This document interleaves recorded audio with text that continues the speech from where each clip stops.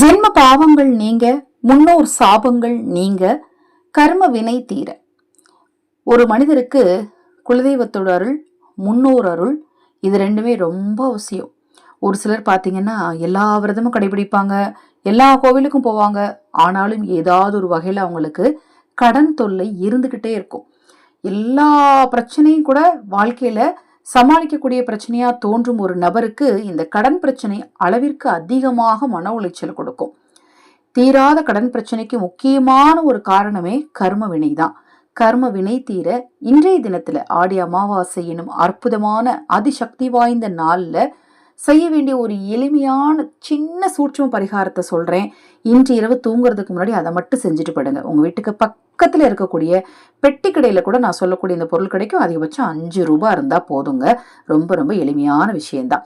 நம்ம சேனல்ல நான் போடக்கூடிய பதிவுகள்ல உங்களுக்கு சந்தேகம் இருந்தாலும் இந்த நாளில் அக்ஷய பாத்திரம் உணவளிக்கும் திட்டத்தின் மூலம் ஆதரவற்றவர்களுக்கு உணவளிக்க விரும்பினாலும் நிறைய பேர் இன்றைய தினத்துல அதுக்கு உதவி செய்திருக்கிறீங்க. எனது மேலான நன்றியை நான் தெரிவிச்சுக்கிறேன். மேலும் இது போலவே உங்க வீட்டு குழந்தைகளுடைய பிறந்த நாள், திருமண நாள் வரும்போது நம்ம எவ்வளவோ செலவு பண்ணுவோம் இல்லையா? அதுல ஒரு சிறிய தொகையை நீங்க அக்ஷய பாத்திரம் உணவளிக்கும் திட்டத்தின் மூலம் எங்களுக்கு உணவளிக்கிறதுக்கு உதவி செய்ய முன்வாருங்கள்.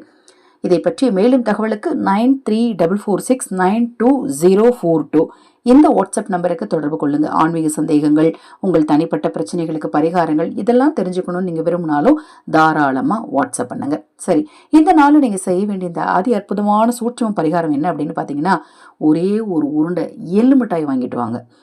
எள் இன்னைக்கு ரொம்ப ரொம்ப முக்கியமான விஷயம். எள்ளும் தர்ப்பைக்கும் இன்னைக்கு இருக்கக்கூடிய சக்தி அலாதி சக்தி.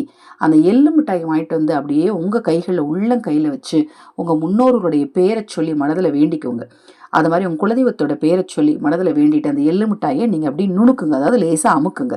உங்க உடல் சூடு அந்த எள்ளு மிட்டாயில படணும். லேசா நுணுக்கிட்டு அது போட்டு பிசைஞ்சிடாங்க. லேசா உங்க கைட்டு நுணுக்கிட்டு அப்படியே ஏதாவது ஒரு செடி கடியில அந்த எள்ளு மிட்டாயை மட்டும் தூவி விட்டு வந்துருங்க. சரி, அடுத்த கேள்வி கேட்பீங்க, இதை நான் வீட்லயே செஞ்சுக்கலாமா? கொஞ்சோண்டு எள்ளை போட்டு வெள்ளத்தை போட்டு அரைச்சு எள்ளு மிட்டாய் செஞ்சு கொண்டு போய் நான் ஏதாவது ரிட்சத்து கடையில போடலாமா? பக்கத்துல எல்லாம் கடைகள்லாம் இல்லைங்க அப்படிங்கிறவங்க தாராளமா ஒரு 2 ஸ்பூன் எள்ளு, ஒரே ஒரு ஸ்பூன் மண்டை வெள்ளமாவது போட்டு மிக்சியில் போட்டு ஒரு சுற்றி கையில் வச்சு மனதார வேண்டிட்டு நீங்கள் அதை கொண்டு போய் ஏதாவது விருட்சத்துக்கு அடியில் போட்டுவாங்க. கண்டிப்பாக உங்கள் ஜென்ம பாவம் தீர்ந்து உங்கள் கடன் தீரும். இந்த பதிவு ரொம்ப ரொம்ப உங்களுக்கு பயனுள்ளதாக இருக்கும்னு நினைக்கிறேன். இதில் ஏதாவது டவுட் இருந்தால் வாட்ஸ்அப்பில் கேளுங்க. தொடர்ந்து நம்ம சேனலை பாருங்கள். மகா பெரியவா அருளால் நல்லதே நடக்கட்டும்.